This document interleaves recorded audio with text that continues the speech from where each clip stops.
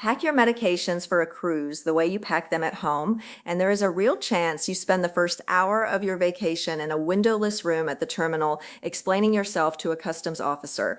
Most of what gets pulled aside at the pier in 2026 is not contraband.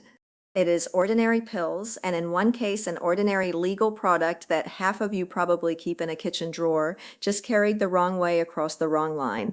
Every one of these problems is yours to prevent before you ever leave the house, and it costs you nothing but a little attention now. Here is what makes medication different from everything else in your suitcase. It is the one thing you genuinely cannot replace once the ship sails. You can buy another swimsuit on board. You can borrow a phone charger from the couple next door.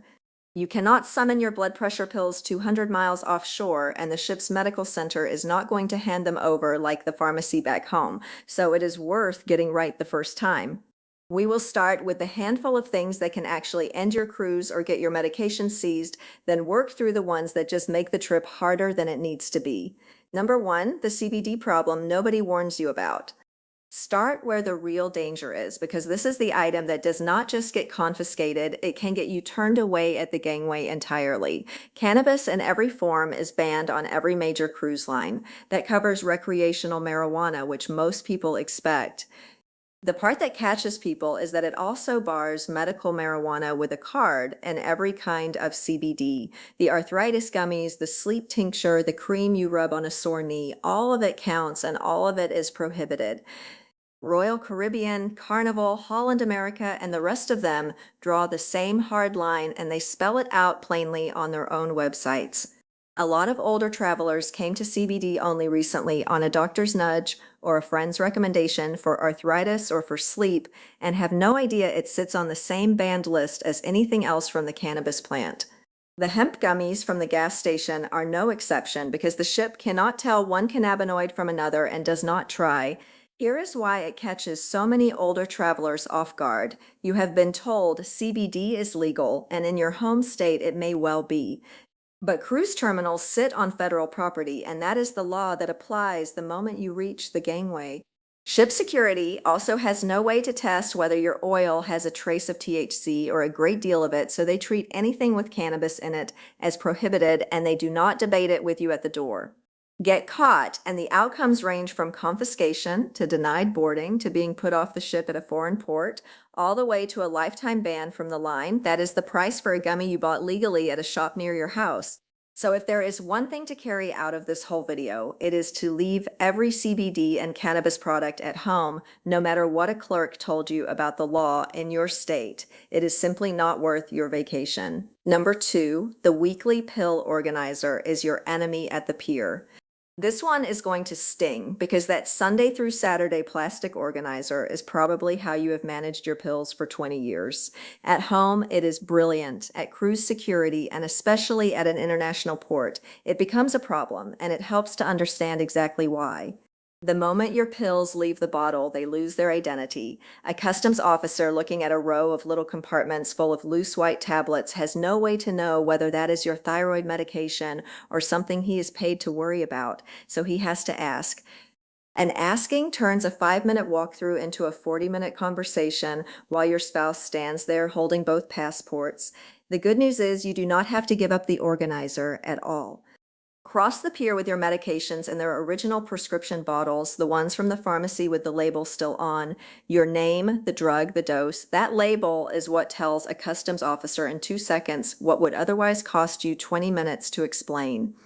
Once you are on the ship and settled, sort everything back into your weekly organizer for daily use. The bottles get you aboard, and the organizer keeps you straight the rest of the week. If you bring over the counter pills too, leave those in the original factory packaging rather than a sandwich bag of mystery capsules, because an unmarked baggie of pills is exactly the picture security is trained to stop. Most pharmacies will print you a second labeled travel bottle for free if you ask, so you do not even have to drag the big ones along. Number three, your normal prescription can be illegal at the next port. This is the rule that blindsides even people who have cruised for 30 years, and it carries the sharpest teeth of anything on this list.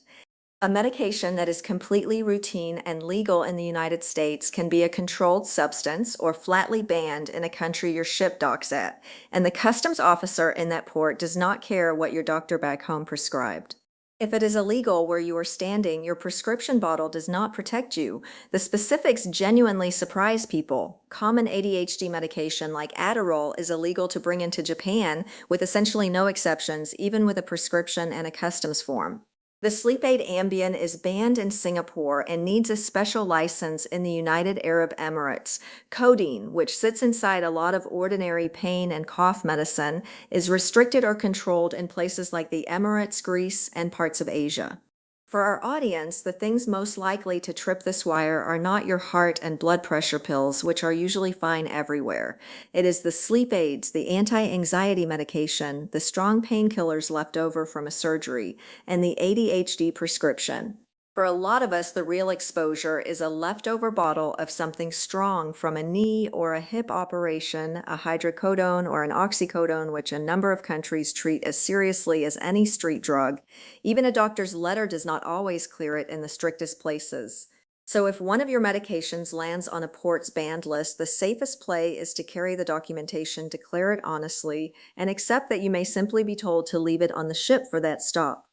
Before you sail, take 10 minutes to look up the medication rules for each country on your itinerary. It is the same small homework as checking the dress code, and it can save a port stop from turning into a very bad afternoon. If something on your list is a problem, your doctor's letter and a printed copy of that country's import rules are what carry you through. Number 4, carry them on your body, not in any bag you hand off. You have heard pack your meds in your carry-on 100 times, so let me sharpen it for the way cruises actually work. The mistake is trusting your medication to any bag that leaves your hands, and on a cruise that includes more bags than you would think. If you fly to the port, checked luggage gets lost or sent to the wrong city. On embarkation day, the suitcase you hand to a porter at the curb does not come up to the cabin with you. It goes into the ship's own handling system and can take hours to turn up, occasionally not before the evening. People have boarded and waited most of a day for a bag holding all of their heart medication. 2 days into a vacation is a miserable time to learn your routine is sitting in a warehouse 3 states away. For an older traveler, this is not an inconvenience, it is a health event.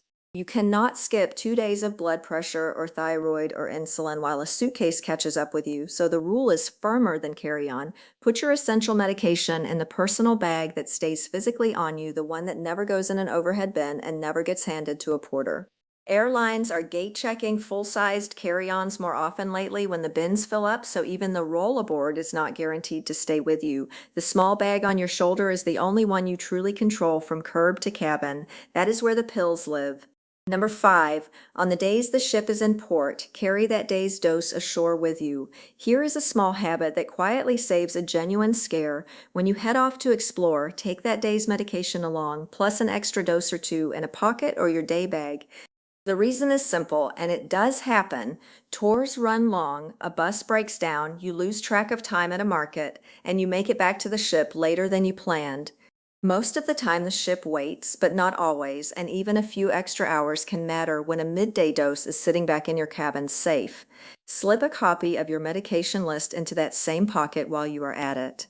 If anything goes sideways ashore in a place where nobody knows your history and the signs are in another language, that little card can speak for you. You do not need to haul your whole supply off the ship and risk losing it in a taxi. Just the day's worth, a small backup, and the list. Then you can wander a port with an easy mind, which is the entire reason you got off the ship in the first place. Number 6, the doctor's letter is 10 minutes that buys you peace. Plenty of people skip this one because it feels like overkill, and the case for it is exactly the opposite. A short signed letter from your doctor listing your medications, their dosages, the conditions they treat, and your name is the single most useful piece of paper you can carry. It does nothing on most days. But the one time a port officer questions why you are carrying an injectable, or 2 different blood pressure drugs that look redundant, or anything classified as a controlled substance, that folded letter ends the conversation in 2 minutes instead of 20. It matters most exactly where the stakes are highest, which means international ports, controlled substances, injectables, or a long list of daily prescriptions that seem to overlap. If any of those describe you, ask for the letter at your next appointment and keep a copy of the actual prescriptions tucked in with it. While you are at it, make sure the name printed on your pill bottles matches the name on your passport. If you go by a nickname or your bottles still carry a maiden name from years ago, that small mismatch is the kind of thing a careful customs officer will stop to ask about. Tidy it up before you travel and it never becomes a moment. Number 7, print a medication list and do not trust your phone alone. We all keep everything on our phones now, which is fine right up until the battery dies in a tender line or the screen cracks on a wet deck. So carry a printed list of your medications kept separate from the pills themselves. It earns its place for more than convenience. In a genuine emergency, that little sheet can do the talking when you cannot. Picture the worst version of the day. You faint at dinner or you take a fall, and the ship's doctor is standing over you with no idea what you take or what you are allergic to. If you cannot speak for yourself, that piece of paper tells the medical team everything they need to stabilize you safely and fast. Your list should carry each drug, the dosage, how often you take it, what it treats, your allergies, and your doctor's contact number. Keep one copy with your passport, one in your day bag, and hand a third to whoever you are traveling with. For a generation that takes more medications and faces higher stakes when something goes wrong, this is 5 minutes of effort for a real margin of safety. Number 8, bring extra, but do not pack like a smuggler. There is a balance to strike here, and both ends of it cause trouble. Pack too little and you are exposed because the ship cannot reliably refill you. Pack a wildly excessive amount and you start to look like you are running a pharmacy, which invites the exact inspection you wanted to avoid. Somebody who shows up at security with a year's supply of a common painkiller for a 7-day Caribbean sailing is going to get pointed questions about whether it is really for personal use. So aim for the sensible middle. Bring enough for the full length of your cruise, plus a buffer of 1 to 2 extra weeks. That cushion buys you the days the ocean does not cooperate. Ships do occasionally get held out at sea. A hurricane reroutes the itinerary, a storm closes the home port, and you come back a day or two later than the ticket said. The travelers who packed exactly enough and not one pill more are the ones quietly panicking when that happens. Enough for the full trip, plus a real buffer for delays, and that is the number you are aiming for. There is one practical snag worth heading off here. Your insurance may not let you refill until you are nearly out, which makes that buffer genuinely hard to build. The fix is a quick call to your pharmacy or your doctor a few weeks ahead, asking for an early refill or what some plans call a vacation override. Insurers grant these for travel all the time, but only if you ask before you leave, not from the middle of the Caribbean. Number 9, the cabin mini fridge will not save your insulin. Here is a quiet assumption that ruins embarkation day for people who rely on temperature-sensitive medication. That little fridge in your stateroom is built to chill a soda, not to hold medical-grade cold. Insulin, certain biologics, and some eye drops need a steady, cool temperature, and a standard cabin fridge often does not get cold enough or stay there. Travelers have walked aboard with their insulin, popped it in the cabin fridge, and discovered hours later that it was never going to be safe for a week at sea. By the time you notice, you are already underway with medication that may not work when you need it, and no simple way to replace it. If you depend on anything that needs real refrigeration, do not leave it to chance on the day of. Contact the cruise line's special needs or accessibility department well ahead of time, ideally 30 to 60 days before you sail. They can arrange a proper medical-grade fridge for your cabin or secure storage at the ship's medical center. This matters more every year because so many of us are now on injectable medications, the diabetes drugs, and the newer weekly injections for weight and blood sugar that simply do not tolerate warmth. One phone call a month out is all it takes to settle it. Number 10, injectables mean planning for the needles too. If you travel with insulin pens, the newer weekly injectables, or any other shot, there is a piece people forget until they are standing in the cabin holding a used needle. You cannot just drop sharps into the cabin trash. It is genuinely unsafe for the crew who clean your room, and it is against cruise line policy, so it is not something to improvise on the fly. It is an easy thing to handle early. Ask your pharmacy for a small travel-size sharps container before you leave, the compact kind made for exactly this purpose. Or once aboard, ask your cabin steward or the medical center for a sharps container, which the major lines provide on request.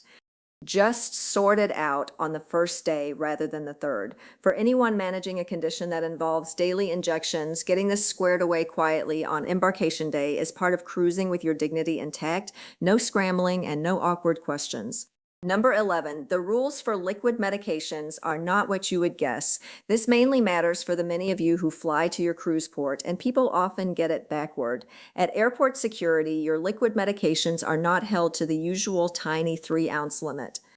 Liquid prescriptions and medical liquids like contact lens solution and cough syrup are allowed in larger quantities, but there is a catch. You have to tell the screening officer you are carrying them before your bag goes through the machine, and they may screen those items separately.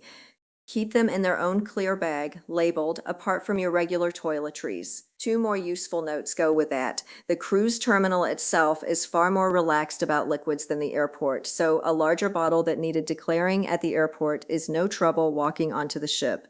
And if you ever have a specific question about a particular medication and screening, the Transportation Security Administration runs a helpline called Ask TSA, plus a program called TSA Cares for travelers with medical conditions, which you can contact a few days ahead for a smoother trip through security. A little homework there saves you the frazzled feeling of getting pulled out of line.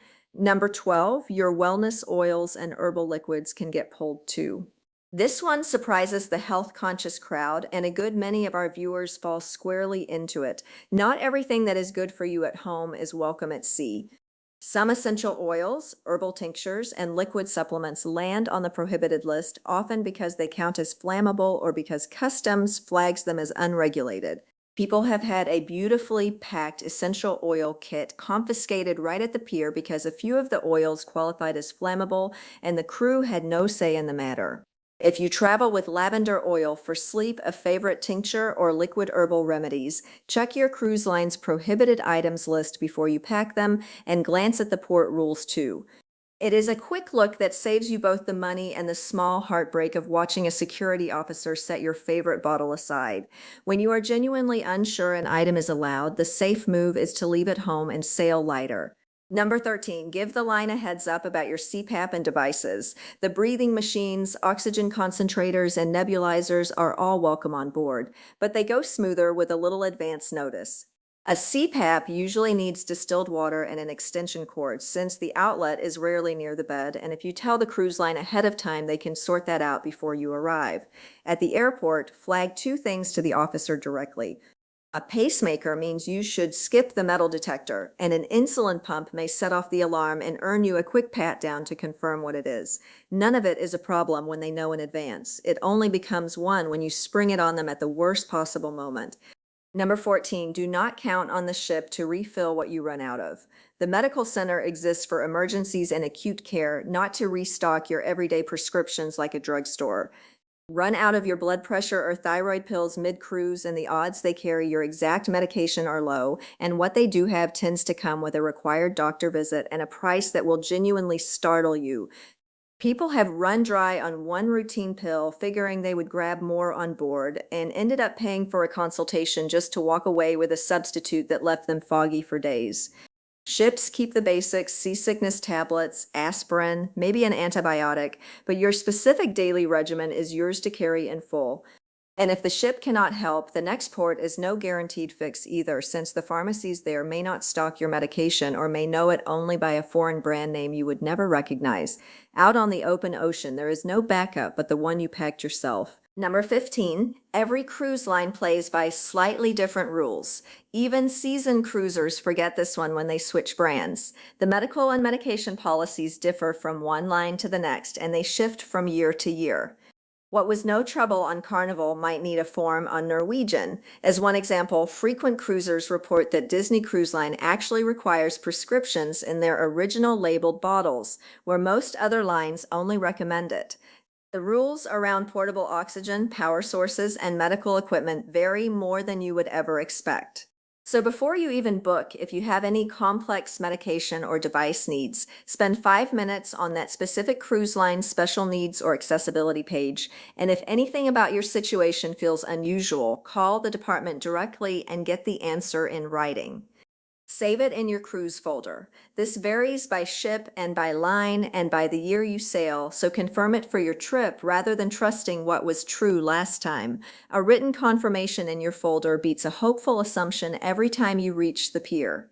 Number 16, store them smartly once you are in the cabin. Cruise cabins run warm by the balcony door and the air vents, and sun through the glass will quietly cook a temperature-sensitive pill. So keep your medications in a drawer or a shaded shelf rather than out on a sunny table. Skip the bathroom too, because shower steam builds the kind of humidity that degrades both the pills and the packaging. One trick experienced cruisers swear by is keeping the bottles in the cabin safe, where they cannot roll under the bed on a moving ship or get knocked around while the room is serviced. Seal every lid tight against the salt air, and your routine holds for the whole trip.